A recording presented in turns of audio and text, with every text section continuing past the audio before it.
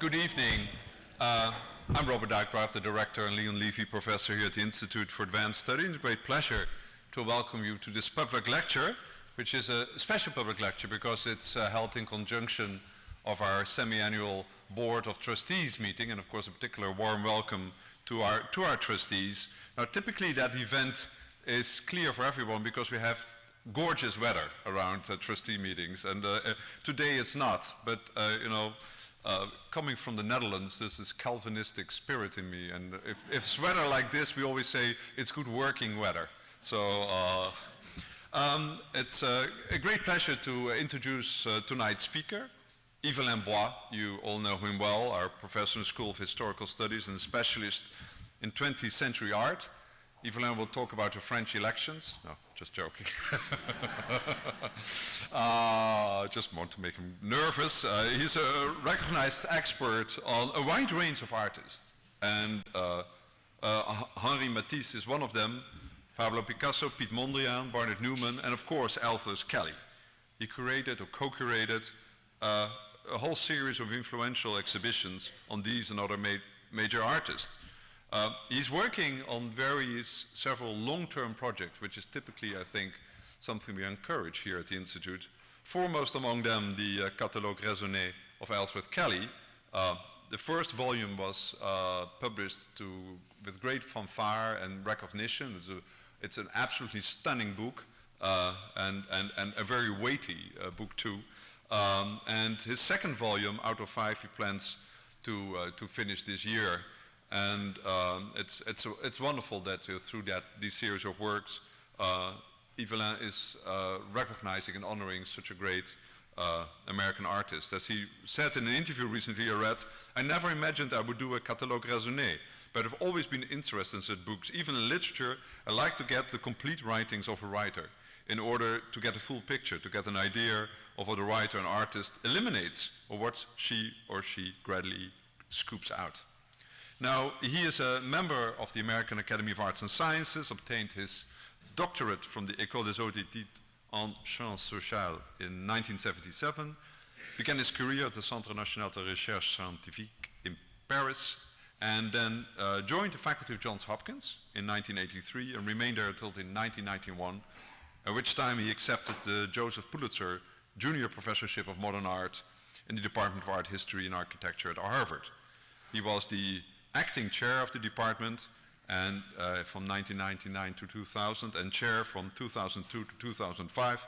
At that point, I think you must be exactly in the right mood to come to the Institute for Advanced Study, which he did.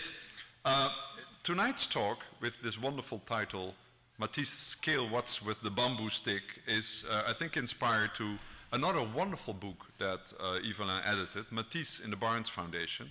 It also appeared in 2016. Received many prizes and positive reviews, including one from the Financial Times, which stated that the book triumphantly combines erudition with pleasure. Well, I think that is a very, very high bar to reach, but I think with these opening words, I would like to give the word to Yve-Alain.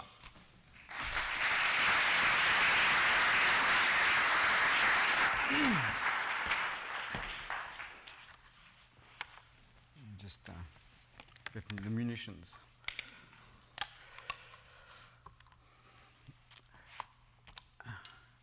Good night. Ever since I began working on Matisse, that is, since my late teens, I've been fascinated by 2 photographs. In the first, dating from 1931, one sees Matisse sketching the first version of the Dance, a mural commissioned by Albert Barnes for his foundation in Marion, which recently moved to Philadelphia. The artist draws on a huge canvas with a piece of charcoal at the end of a long bamboo stick. I've always marveled at the sheer athleticism of this action. When compared to holding a piece of charcoal between 2 fingers, the weight of the cane and the pressure one must apply to draw with it at such a distance are quite considerable. Matisse himself complained to his wife about it. I quote, "The enormous amount of energy one must spend drawing figures larger than life at arm's length." Not to speak of the amount of control this requires, especially when standing on a bench.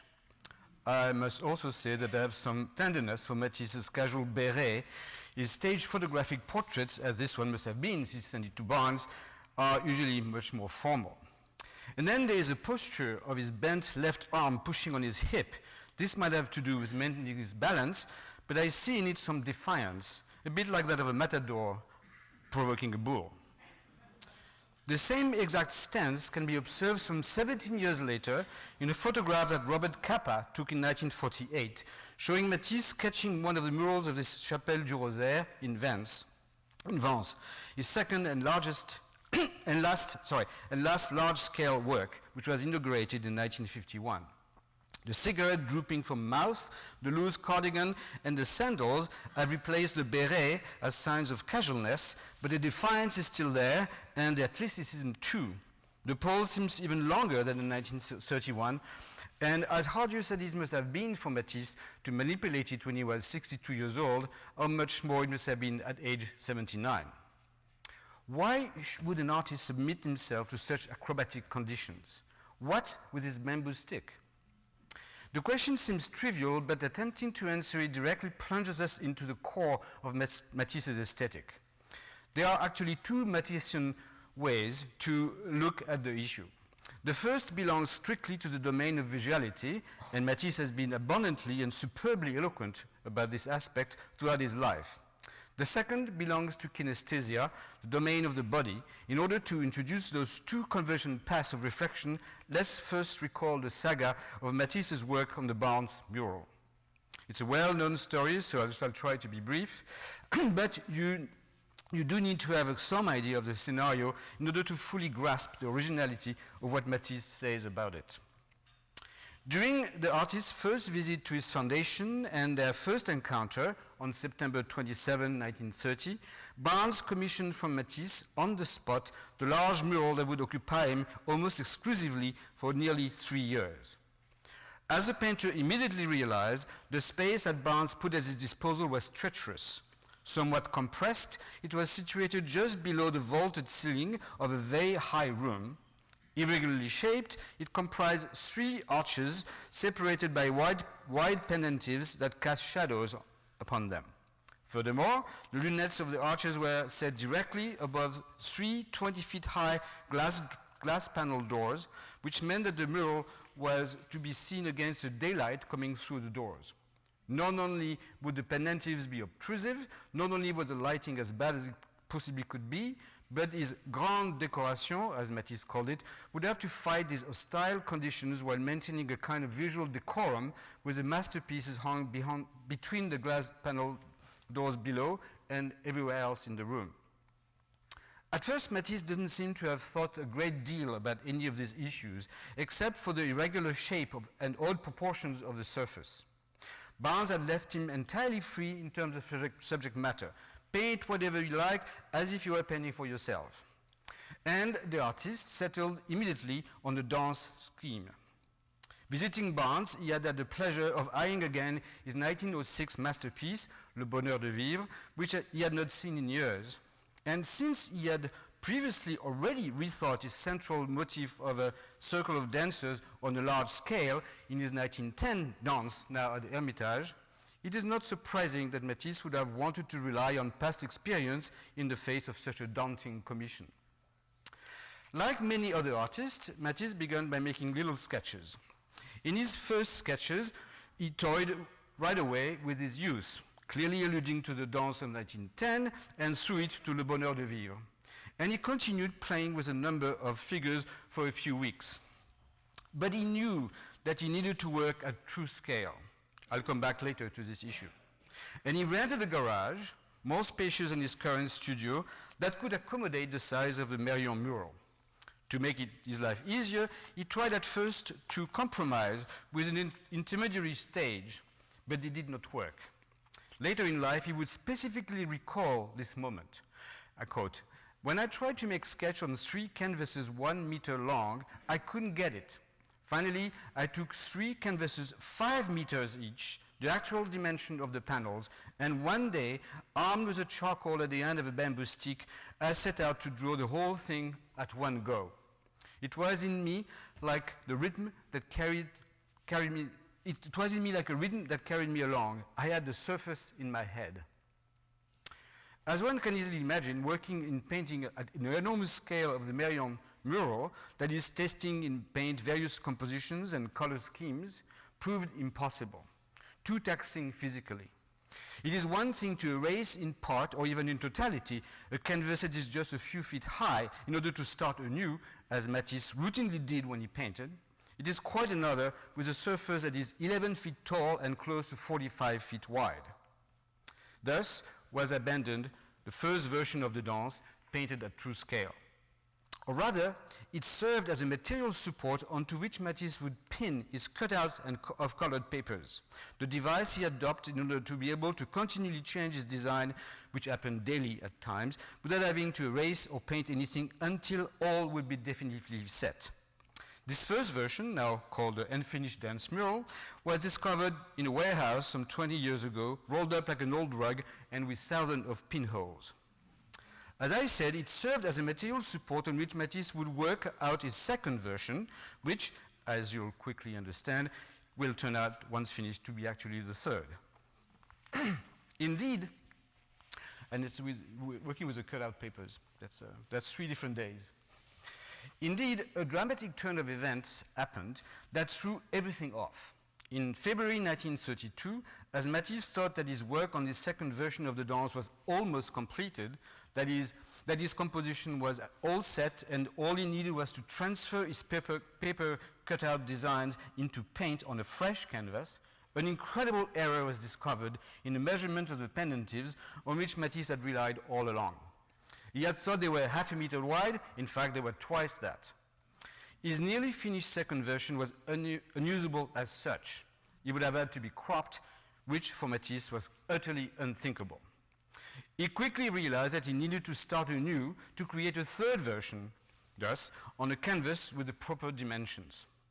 His whole composition had to be rethought in order to cope with this bulkier architectural reality, except for the pink, blue, black, gray palette, which he didn't want to modify. After a few months digesting his catastrophic drawback, a pause during which he busied himself with another difficult project, his first illustrated book, Matisse set out to work with a passion on a new dance composition. He worked at it non-stop through the fall and winter and finished it in April 1933. He came to supervise its installation in Marion in midday, relieved and fully satisfied of his accomplishment. But though he came back exhausted from his final trip to the US, it didn't take long for Matisse to think about the unfinished business of what was still then his second version. He took it up again, no doubt submitting his design to the same quasi-daily alteration that he had done for the Marion version, and he completed it in November 1933, making it truly the third and final version, which the Musée d'Art Moderne de la Ville de Paris acquired in 1937. It is now called the Paris Dance Mural. So to quickly sum up the numbering of the dance version in case you're getting lost, for a very long time, the Paris version was deemed the first and the Barnes version the second. First version. But now we know that the unfinished version was the first, that the Barnes version was the second, and the Paris version the third. So my apologies for this rather long summary of the dance adventure. As I said, this detour will help me lay out for you 2 aspects of the bamboo stick question, the visual and the bodily. I shall start with the latter. You noted that when reminiscing the moment when he finally thought about using a bamboo stick, which allowed him to draw the whole dance composition at one go, Matisse said, "It was in me like a rhythm that carried me along. I had the surface in my head." Perhaps he should have better said, "I had the surface in my body, at least as much in my arms as in my eyes." In fact, this is basically what he meant when he spoke to Raymond Echolier, the museum curator who had negotiated the purchase of the Paris Dance Mural and was writing his biography. I quote, "Perhaps it would be important to signal that the composition of this panel came out of a hand-to-hand combat and combat corps à corps of the artist with a 50 square meters of surface in which the mind of the artist had to take possession, and not from the modern method of projection of a composition on a much larger surface traced on demand. The man who looks for a plane in the sky with a beam, avec un projecteur, does not scour its immensity in the same way as the aviator. I think you understand if I'm expressing clearly the essential difference between those two conceptions. As we shall see, what Matisse called, very oddly, the modern method of projection is actually age-old, certainly as old as the Renaissance. It is a method of visual projection using an orthogonal grid in order to square up a drawing. But for now, let's focus on the non-visual. Many commentators have drawn attention to the numerous statements in which Matisse speaks about the importance of non-visual stimuli in the genesis of his paintings. Smell, sound, taste, touch, all senses matter to the same degree.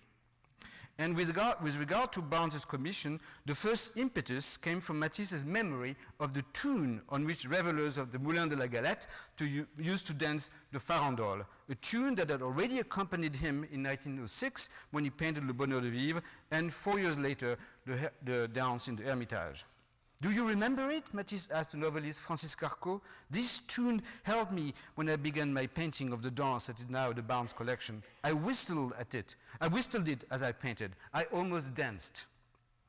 The almost is important. Matisse did not need to dance. This dance was in me, he said. I didn't need to warm myself up, he told a writer called Georges Charbonnier. Actually, this is not entirely true. He did warm himself up by doing very quick sketches of a dancer he had hired to perform ballet movement for a few hours in his garage studio. Those extraordinary quick sketches are actually very unique in Matisse's graphic production. Up until then, in his best drawings, he had always proceeded through distillation. He would draw and redraw the same motif, eliminating little by little all that was redundant or inessential. The quick sketches short-circuit this patient process. Matisse is no longer trying to refine an essence, but rather to internalize it, to capture within himself the movement he's drawing. He wants to identify with this movement, to draw as if he were dancing, so that when he'll finally get to the huge canvas of the dance, the right lines will flow easily from him at the proper scale. In other words, the quick sketches are in no way compositional notations for the large composition. They are, stricto sensu, warming up exercises. Indeed, it is while working on the Merion Commission that Matisse began to conceive of the activity of drawing as akin to that of an acrobat. He spoke a lot of time about that. It is also at this moment when he speaks highly of Edouard Manet for having been, I quote, the first artist to act by sheer reflex, and in doing so to simplify the work of the painter. As Matisse sees it, an acrobat, a high-wire artist, will fall if he thinks about what he is doing. He has to prepare himself through hours of arduous exercises so that when the time comes to perform, his mind can be empty and his body make the right move spontaneously, without hesitation, without calculation. A lot of excellent stuff has been written about the new conception of automatism that Matisse began to elaborate as he was working on the dance, on the Barnes dance. But something got lost in the discussion, which is, you won't be surprised to hear, the artist's pet bamboo stick.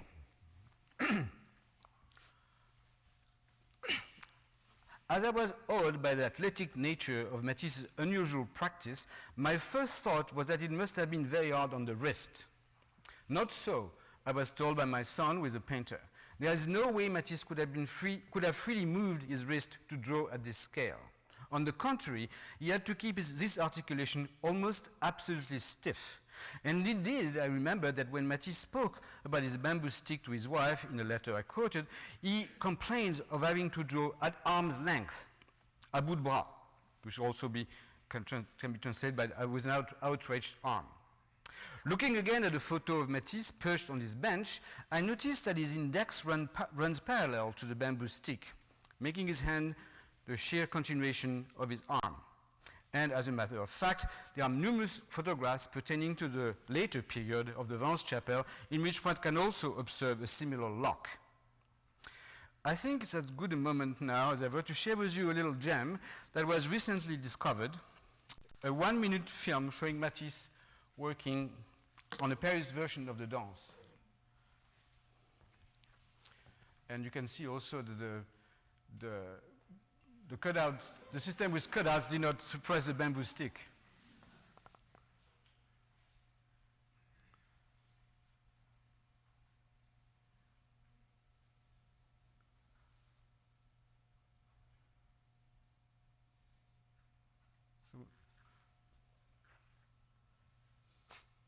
That's the Chaplin part.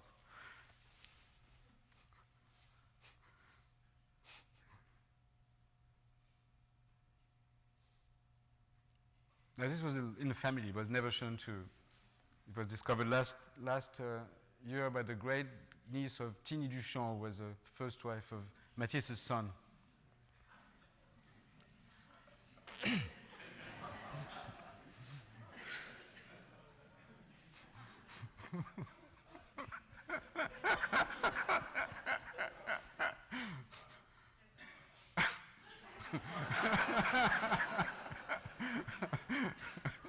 Must say, I couldn't resist.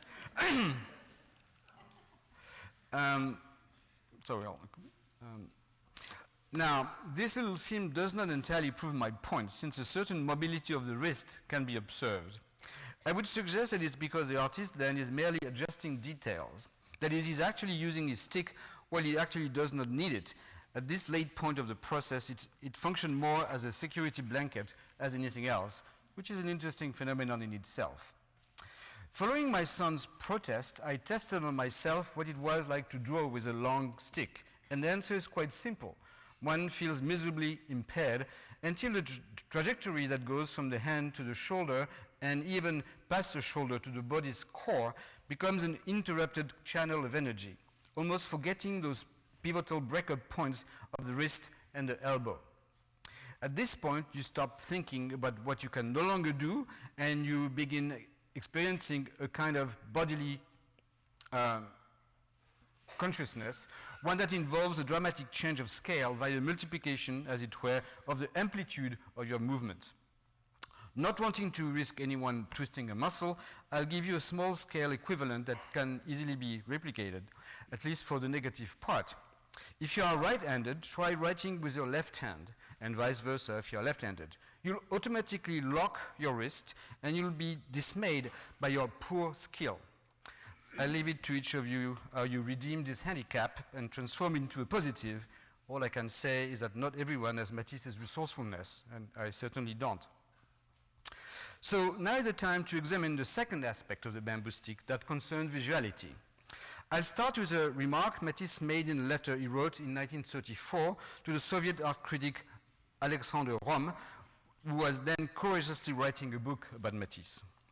After summarizing his whole dance misadventure, the error in the pendentive, measurements, and so forth, and including in his letter photographs of both the Mérion version, which he persists in calling the second, and the Paris one, which he persists in calling the first, Matisse notes, the second, so the Mérion, is not a simple copy of the first, because these different pendentives required me to compose with architectural masses more than twice the size, I had to change my composition. I even produce a work of a different spirit. The first is warlike, the second Dionysian. The colors, which are the same, have nonetheless changed. The quantities being different, their qualities also change. The colors are applied in a complementary, straightforward way, so that it is their quantitative relations that produce their quality. This is one of the best formulations of an essential axiom of Matisse's art, which I nicknamed the quantity-quality equation. The only other formulation I find better, in a note the artist wrote to the poet Louis Aragon, is very succinct. I quote, 1 square centimeter of any blue is not as blue as a square meter of the same blue. And when I say that the quantity-quality equation is an essential axiom, it can easily be argued that it is the core of Matisse's aesthetic, the crux of what I call his system. It is certainly the way Matisse himself saw it in the countless statements where he alluded to it. And of course, it is not by chance that the key axiom of Matisse's system should above all concern color. Now let me pause a minute about my use of the term system. I do not mean by this a systematic method in which everything is planned in advance. Matisse is not a scientist. But a coherent set of principles that are codependent. Though Matisse often denied having a theory, he began to develop his system as he was painting Bonheur de Vivre in 1906. Sorry, this was not supposed to be here. And scrupulously stuck to it for 10 years or so, after which he entirely abandoned it, one could even say revoked it during what is called his early Nice period. Then he almost as abruptly came back to it in the early 30s, and this time definitively so while working on a dance mural for Barnes, a work that truly functioned as a fountain of youth for him. Back to the axiom. The quality of a color depends, at least for its saturation and value, on the quantity of surface it covers. Its hue is affected by this quantity as well, though less directly than by the interaction of neighboring colors. The fact that for Matisse color relations are above all surface quantity relations had many immediate implications in his art. The most important one is perhaps that the traditional opposition between color and drawing is cancelled. Since any single color can be modulated by a mere change of proportions, any division of a monochrome plane surface, even a white one, is in itself a coloristic procedure. I quote, "What counts most with color are relationships. Thanks to them, and them alone, a drawing can be intensely colored without there being any need for actual color." That was Matisse said. In fact, my contention is that Matisse made his discovery about color while working on a series of black and white woodcuts at the beginning of 1906, and then set out to verify it in Le Bonheur de Vivre. Many fundamental traits of Matisse's pre- and post-Nice art unfold from the quantity-quality equation. First, since the particular accord and thus mood struck by a painting or drawing results in large part from the differences in quantity between surfaces, it is important to work without it is impossible to work without immediately considering the totality of the surface to be corrected. This constituted a major point of contention with Paul Signac's divisionist method, which required from the painter that he works bit by bit, starting in one area and from there gradually covering the whole canvas. Second, since modulation is now a function of surface proportions, traditional modeling and shading, which you saw in the two Nice paintings I just saw before, is now not just redundant, it hampers the outcome. Hence, Matisse's preference for flat planes of color. Third, once the quantity-quality equation is admitted, it is impossible to square up any drawing, to enlarge any composition. Any work of art must be worked at its own definitive size at a scale of 1 to 1. Matisse is perfectly clear about this in his famous Notes of a Painter of 1908, in which the quantity-quality equation is invoked at every turn. I quote, "An artist who wants to transpose a composition from one canvas to a larger one must conceive it anew in order to preserve its expression. He must alter its character and not just square it up on a larger canvas." As I see it, this statement results from all the thinking that led to and followed Matisse's breakup with Signac's divisionism, which occurred when he painted Le Bonheur de Vivre. The old artist, Signac, had so admired Matisse's Luxe, Calme et Volupté, painted in a divisionist style just earlier that he had bought it. And now, disgusted by the flat planes of his disciple's new painting, he was calling him a traitor. Matisse knew that this was a very bold move on his part, a kind of hit or miss. The Bonheur de Vivre was his largest canvas to this point, and in part because of that, while working on it, he suddenly realized that despite its considerable size, he could dispense with the use of a cartoon. That is, a drawing that has been enlarged, often by means of squaring, to the size of the canvas the artist wanted to paint. Indeed, new conservation reports reveal that Matisse began by using a roulette in the upper part of the large canvas, which is a sure mark that he was transferring a now lost cartoon, but that he stopped doing so in mid-course. It is through this realization that the traditional method was contradictory to his aesthetic, I suggest, that Matisse discovered his true measure.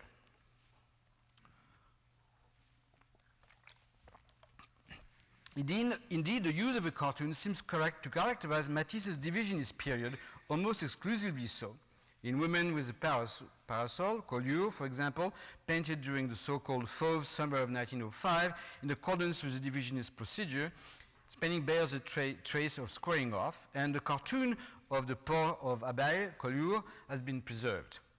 Everything thus seems to suggest that at the very time when Matisse was learning to use nothing but pure colors, at the very time that he was discovering what he called the secret expression by color, he had found practically nothing in divisionism to enable him to break away from the old academic prejudice that had seen color merely as a supplement of drawing. Matisse's relinquishing the help of a cartoon when painting Le Bonheur de Vivre marks the moment when his oeuvre is tilting into a universe that belongs to him and to him alone. The cartoon subsequently disappeared from his technical arsenal, with one notable exception in 1907. But that exception is in one that confirms the rule that is now established by conservators that the cartoon in question was not drawn in preparation of the Lux One, but after the painting, just before the canvas left his studio for the Paris Salon, and before Matisse himself took off for a trip to Italy, where he wanted to see Giotto's fresco in Padua. The most plausible hypothesis is that Matisse quickly produced his cartoon as a template that he would be able to use for the Lux II, which was still in the pipeline, and in which he wanted to try as an experiment in a different style, with flat planes of color a la Giotto, one could say. Now, what has been historically been the purpose of the cartoon ever since its emergence in studio practice? Renaissance painters in Florence almost universally used cartoons when dealing with frescoes or large compositions. The tiny pouncing dots or stylus incisions that conservators observe on the surface of their works makes that clear. But why so? Because with such large works, it was impossible for the painter to have a direct visual control of the immense surface to be covered. This is evident in the case of paintings on ceilings, as is revealed by this amazing anecdote concerning Michelangelo. In a splendid book, Still Lifes, Death, Desire, and the Portrait of the Old Master, which she wrote at the IAS a couple years ago, Mariello points to a rare self-portrait of the artist at work. This tiny sketch in question appears in the margin of a sonnet that Michelangelo sent to a friend, in which he complains of the miseries of painting the ceiling of the Sistine Chapel at close range. My brush above me all the time dribbles paint on so my face makes a fine floor for droppings. No long bamboo stick here, no to distance oneself from the surface and have an overall view. As Mariello notes, not for once Hollywood did not get things all that wrong. And you can see Charlton Heston as Michelangelo in the Sistine Chapel. But though it is particularly clear with regard to painting on the ceiling, the incapacity for the painter to have an overview of his work in progress was a condition pertaining to the production of all frescoes. And this for two very practical reasons. First, frescoes were always painted bit by bit, with fresh plaster applied on the area to be dealt on any given day. It is for this reason that cartoons for entire composition had often to be cut into pieces when transferring the design onto the wall, which is also why artists came up with the idea of a substitute cartoon, a copy produced by placing a blank sheet underneath the design being pricked, and that could be discarded while the original cartoon, still whole and soiled, could eventually be used again. Second practical obstacle, the necessary scaffolding that was overcrowding the space and blocking the view. In fact, according to Francis Ames Lewis, this was one of the main reasons for which squaring became such a favorite practice among Florentine painters. By the end of the 15th century, he writes, it had been realized fully that only the use of squared drawings could adequately compensate for the lack of opportunity of seeing the composition as a whole until painting was finished and the scaffolding had been removed. Now, though most cartoons were squared up designs based on an initial and much smaller final study, this was not always the case. Some cartoons were not squared, and even if squared, they were sometimes only partial, concerning a figure whose foreshortening or contrapposto was particularly tricky. A few artists loathed squaring altogether, for example, Michelangelo. In fact, he did not value cartoons all that much in general. He destroyed all but two of his cartoons just before he died, and one of those was made for the use of a far less talented friend. Perhaps this unusual auto-da-fé self-destruction was performed in order to hide the fact that his cartoons were pricked, that they had been used by him for his frescoes, contrary to his legend. And thus, that even his highly revered Giudicio dell'Occhio might have needed some mechanical help from time to time. Vasari, mediocre as a painter and not beneath stabbing him in the back, an artist whom he professed to admire, wrote that Michelangelo lit his bonfire so that no one would see the toil that he endured and the ways in which he tested his intellect so as not to appear anything but perfect. In his contempt for cartoons, Michelangelo was joined by the Venetians. Unlike him, they did not have to burn theirs, for they didn't use any. It was their means to show off, painting gigantic frescoes directly onto the prepared wall. They bypassed the cartoon, but not that the stage of the cartoon, but not that of the squaring, as this little sketch by Tintoretto reveals. Squaring, in other words, was absolutely necessary for an artist who had a poor Giudicio dell'Occhio in order for him to transfer a small sketch into a cartoon scale to the surface he was to paint, a cartoon that he thus needed just as much. But for a brilliant painter like Tintoretto, squaring was on the contrary a way to avoid the tedium of having to make a cartoon and all the messy trouble of transferring it. He could just directly square the wall, go straight from a tiny sketch to the mural scale. In any event, the fact that Michelangelo loathes squaring up and disliked cartoons, or that Tintoretto avoided them altogether, does not make them any more closer to Matisse's drawing on the vast canvas of his dance with a bamboo stick. The essential gap between Matisse's conception of art and that of Renaissance masters had to do with his rejection of any form of projection, and enlargement is perhaps the barest form of projection. Why so? Because projection always implies a clear separation, not to say hierarchization, between conception and realization, which historically went hand in hand with the hierarchization of drawing and color that I mentioned earlier, color being considered as a supplement, the servant of drawing, as coming after the fact. For the Renaissance artist, the idea is what counts most, as Erwin Panofsky brilliantly demonstrated close to a century ago, and for them the idea remains the same, no matter the size of its realization. Actually, Renaissance painters occasionally used the bamboo stick, but unlike Matisse, they used it as a mechanical projective tool that had no incidence on their designs. In a mostly overlooked technical part of his Vitae, Vasari does briefly mention the long rod ending with a piece of charcoal as the best way to transfer a small drawing to the scale of a cartoon. But generally, artists of the period remain utterly silent about this studio device. And there is no portrait or self-portrait of a Renaissance artist posing with a long rod, since presenting themselves in this manner would have enhanced the connotation of manual labor.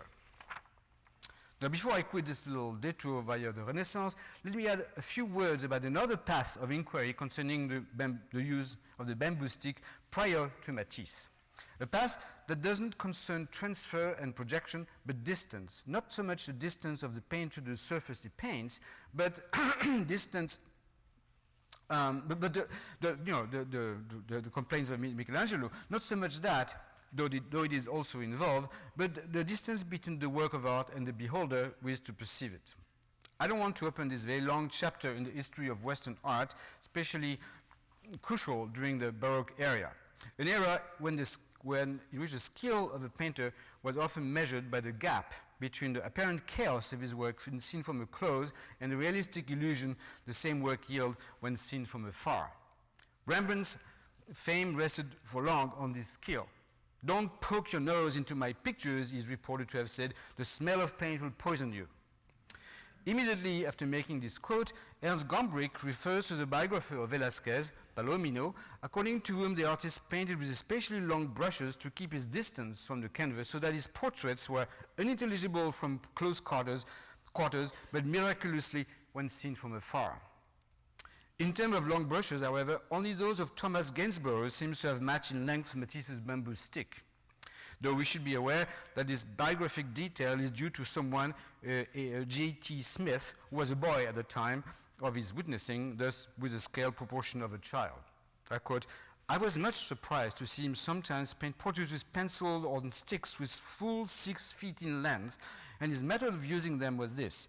He placed himself and his canvas at the right angle with the sitter so that he stood still and touched the feature of his picture exactly at the same distance at which he viewed the sitter." It is not clear why Gainsborough did that. Maybe he thought that placing himself at the same distance from the sitter as that between himself and his canvas would, as if by itself, determine the exact degree of finish he had to work in order to obtain the realistic illusion he was after. Perhaps he wanted the future beholders of his portrait to watch these get untidy at the approach, then retrace their steps in gasp of priggish horror back to the point where they would suddenly be rewarded by miraculous synthesis.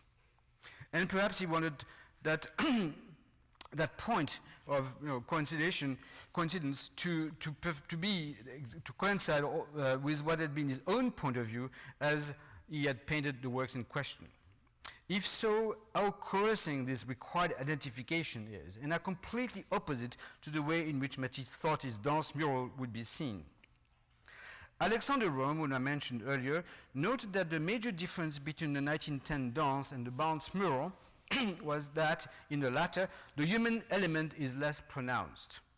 To this remark, Matisse responded, at least in the mural, the category he preferred to call architectural painting, the spectator should not be arrested by this human character with which he would identify, and which by stopping him there would keep him apart from great, harmonious, living and animated association of the architecture and the painting.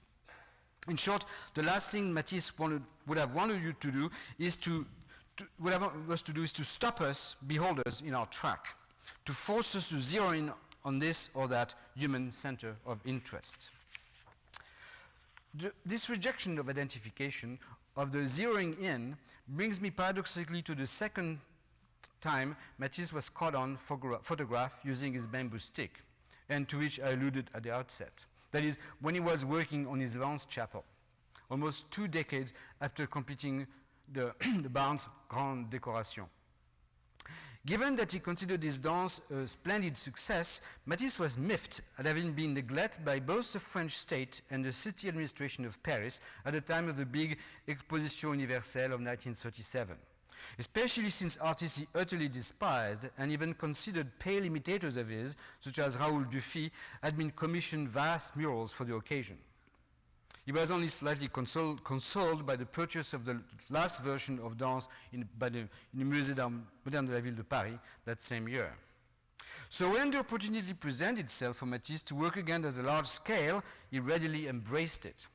Even if the work in question was to design a chapel, which did not really gel with his well-publicized atheism and anti-clericalism, an inconsistency for which Picasso and his groupies chided him mercilessly. Matisse's concern for scale, the necessity to work at true scale, played, as expected, a large role in his work for the chapel. One of the first things he did when taking on the task was to leave his quiet villa Le Rêve in Vence with its plentiful flower garden for a suite in an upper floor of the Hotel Regina in Nice. He chose it, he told friends, because the dimensions of its largest room more or less matched that of the space he had in mind for the chapel. It is not there the occasion to examine in detail this very complex project, which Matisse considered his masterpiece, not even to discuss the ubiquitous presence of the bamboo stick in all the photographs of Matisse sketching his ceramic murals for the chapel. He often mentioned it when writing to Father Couturier, the Dominican priest who took upon himself to make sure that despite the hostility of the large part of the Catholic clergy, the project would be brought to fruition. Here's what Matisse writes, for example, on April 7, 1949. 2 days ago, with a charcoal fishing rod, I sketched the Station of the Cross. I'm happy with this rough sketch, as it came out in a single long breath of 10 hours. That's the same last sketch. In order to stress how much the scale issue was then as essential for Matisse as ever, I'll simply offer you this photograph showing Matisse designing the bell and spire of the chapel. At first I thought this was bordering on the absurd. Why insist on drawing at true scale something that will always be seen from afar? Architects would never be able to build anything if they had to produce a true model, a true scale model of every building they design at every stage of the process, which is actually what the sculptor Richard Serra bemoans in the whole profession and practice. Truth to be told, though, Matisse is not such an absolutist. A letter from the artist to Couturier reveals that on this photograph, he is in fact shown correcting the drawing that an engineer had produced with a pantograph from a sketch he had given him. And the pantograph is an instrument that was invented in the 17th century to mechanically enlarge a drawing, to square up without square, so to speak. I am giving a little grace to this drawing, which has none, he writes. But although he did not himself make this drawing from scratch, he still needed to have this huge thing pinned to the wall of his studio, a huge thing with ominous tentacles, I'm sure, would have given me nightmares. Now, the literature on the Vance Chapel is quite considerable, and with all its aspects commented in various degrees of depth, from the stained glass windows to the garments that Matisse specially designed for the priests. On the whole, however, I found that the Stations of the Cross mural, the Chemin de Croix, is given short change. This is surprising, given all the catnip art historians could munch on with regard to this. By this I mean the unusual number of preparatory drawing studies for it, and the impressive list of artists of the past, who Matisse mentioned as having been inspired by when working on it. Rubens, Philippe de Champaigne, El Greco, Dürer, Grunwald, Fouquet, Memling, Mantegna, etc., etc. The reason for the relative silence on Matisse's stations is that it is a difficult work to swallow. Matisse himself had predicted that it would shock the Vance believers, for it does not really correspond to their conception, as he wrote to Couturier when it was completed. But I think it shocked and continues to shock, or at least embarrass, art historians as well, particularly the Matisse aficionados among them. For one thing, it is unusually coarse, especially when compared to the sun-filled glass windows and the two other murals, Virgin and Child and Saint Dominic, whose style is just as expensive and mellifluous as that of any line drawing produced by Matisse since the mid-30s. In other words, the Stations mural is closer in style to the neo-primitivism of a work made by a German artist, A.R. Pank, in the 1970s, than to almost anything else Matisse ever produced. I propose that the main reason why it leaves us art historians rather mum is that in it, Matisse deals head-on with something that radically contradicts a major tenet of his art. As I remarked earlier, ever since his notes of a painter from 1908, Matisse insisted on the absolute necessity for him to consider the whole surface of his support at any time of the painting or drawing process, a condition that matches what he envisions to be that of the beholder viewing the finished work. I quote, "The expression comes from the colored surface that the spectator perceives as a whole."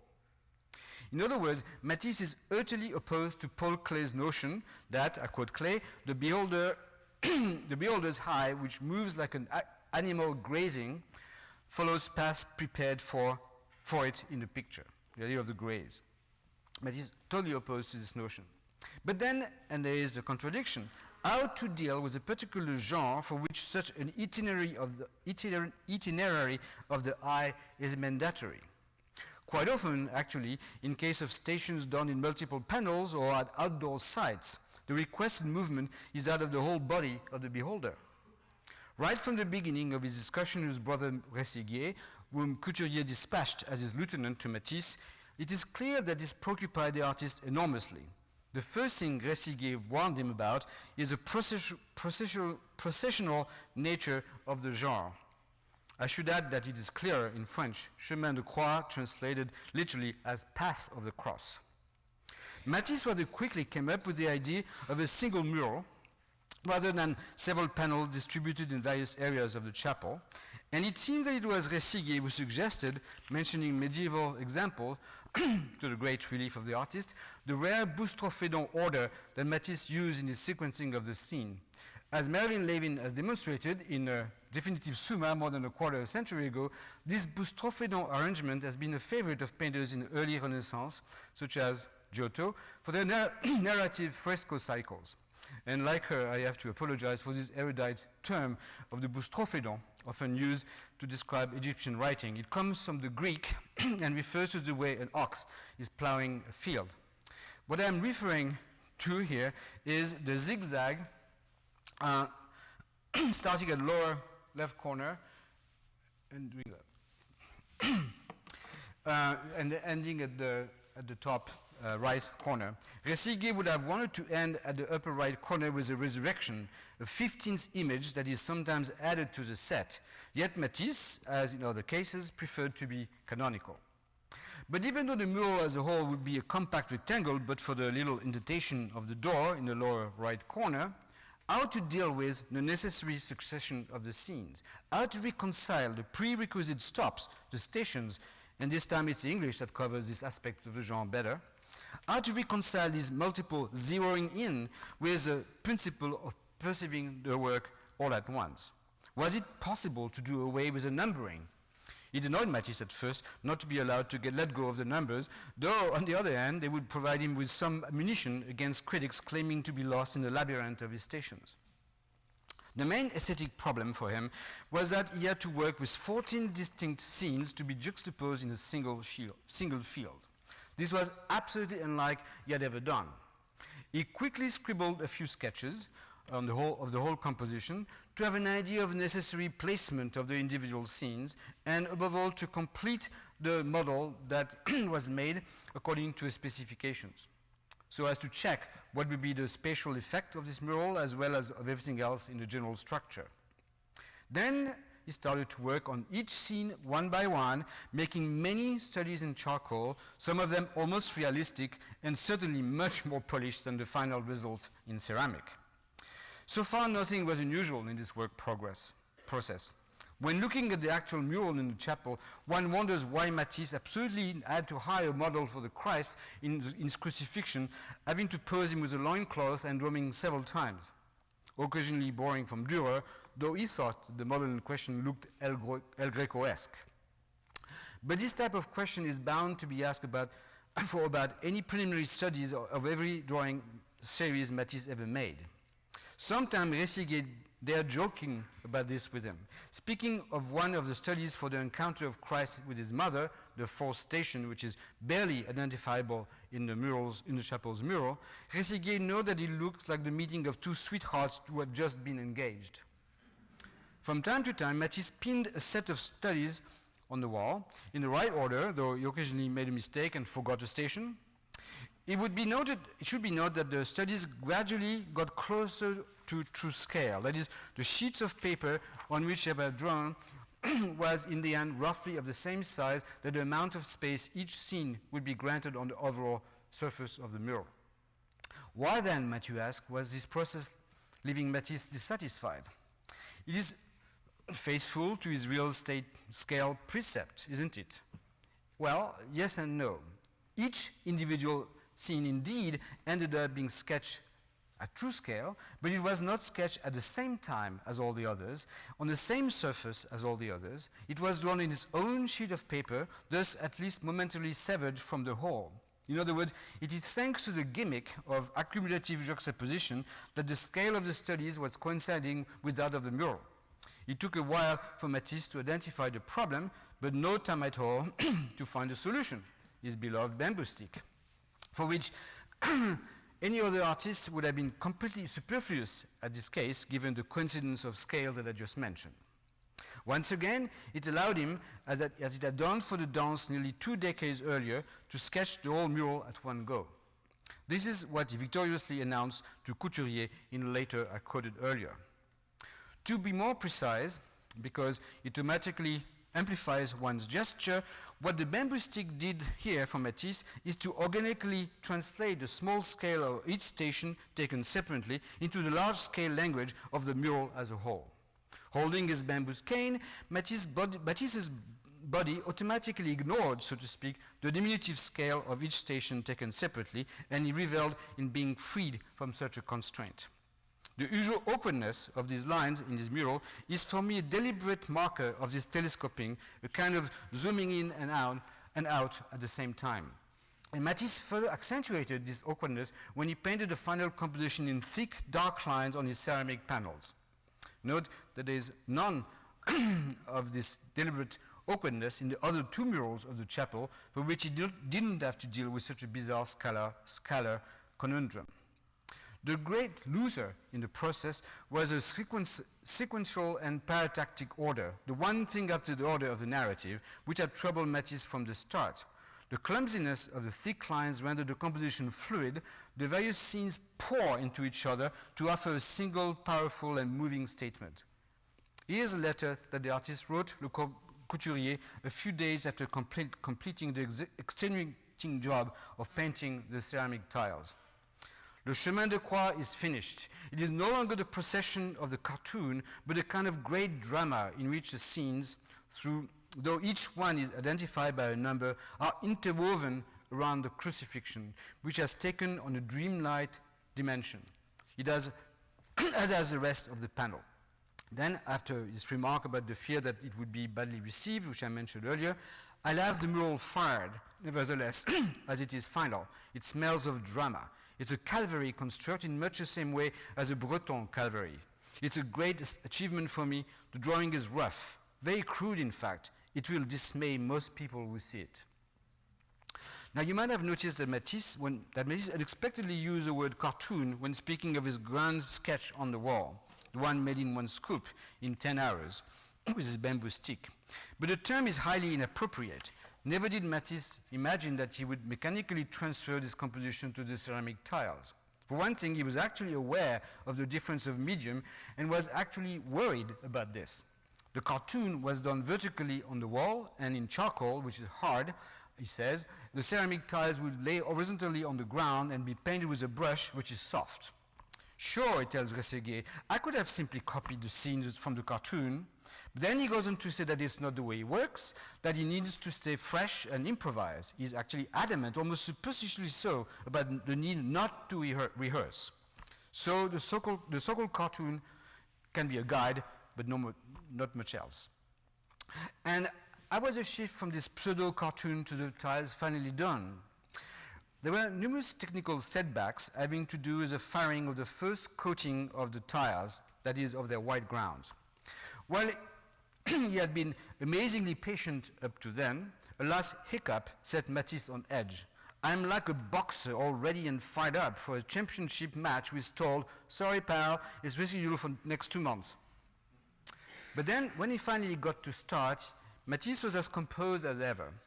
I quote Lilia de la Toscaya, whose notes on the process are as precious as ever. I quote, the enamel tiles were assembled on the floor. Matisse worked for a long time on each of them, retouching or having everything completely erased, so that he could start again on one go. Once a panel was done, an assistant carefully cleaned each tile under his supervision and erased all trace of previous drawings so as to avoid the creation of gray zones due to the enamel dust when the black would be fired. It's important to note that contrary to Matisse's desire to keep himself fresh by not rehearsing, the painting of the murals was not done alla prima. He could correct himself, and he took great advantage of that. But how did he negotiate the passage from the vertical plane of the wall to the floor? And what about the bamboo stick? Well, it would no longer be of any help, but Matisse found a substitute, a long brush, corresponding to the distance he would maintain between himself and the field of the inscription he was painting, either while standing or seated, as the photograph shows him to be when he painted the small medallion to be placed on the outside wall of the chapel. I quote Toscaya again. We thought about installing a plank slightly above the tile so that he could walk on it. He had a brush with a long handle, about 1 meter long. The testimony of Sister Jacques-Marie, who initiated the whole adventure of the chapel, differs on one point. She reintroduced the bamboo stick, I think, mistakenly. But I'll still give her the last word.